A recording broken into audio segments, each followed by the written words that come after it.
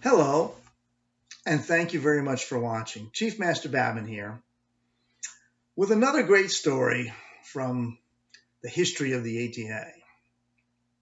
In 1980, my wife and I moved from Tucson to Phoenix, and I had been training about 5 years at this time with my original instructor, a wonderful man named Mr. Rex Veeder.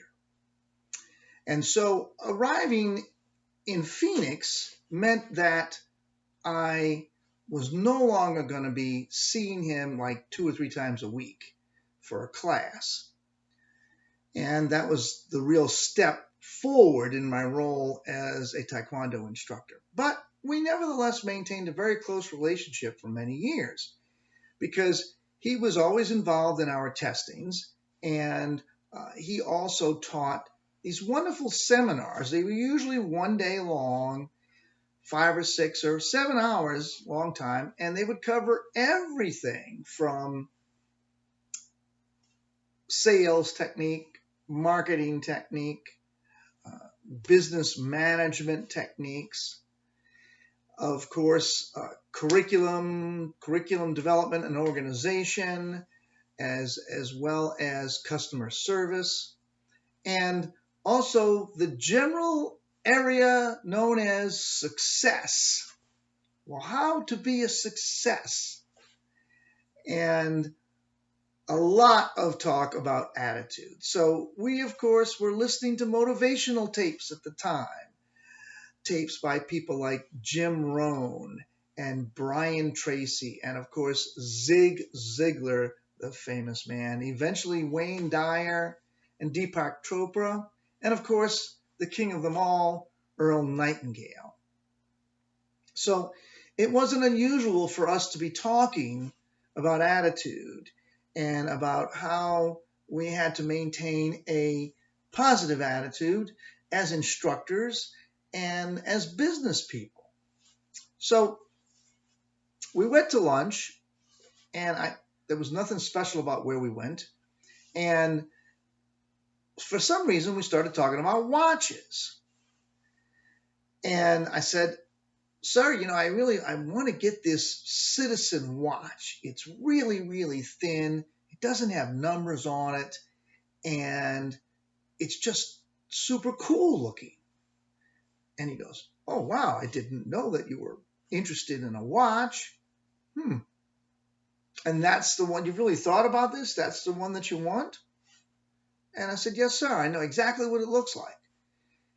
And then he said, "Well, look, we need to go get it right now."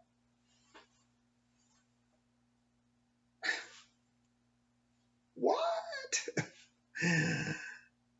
"I don't expect you, sir, to go out and get me a watch. This is something I want, but no, you don't need to do that." And he said, "Look, this is very important. You have expressed this as a dream, and you need to remember that we become what we think about, and what we think about gets stronger.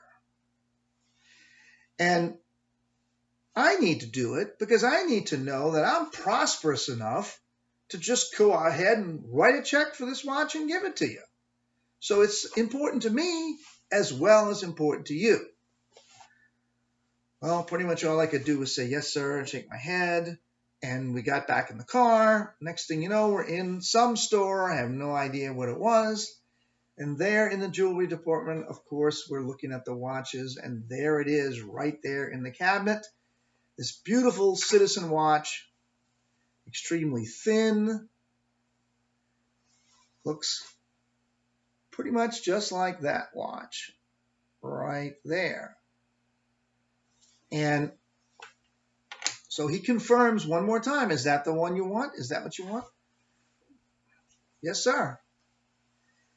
And there was no changing his mind. And so he gets his checkbook out and he writes a check. As I recall, it was around $135. I just checked this, folks, and that's $355 in today's money.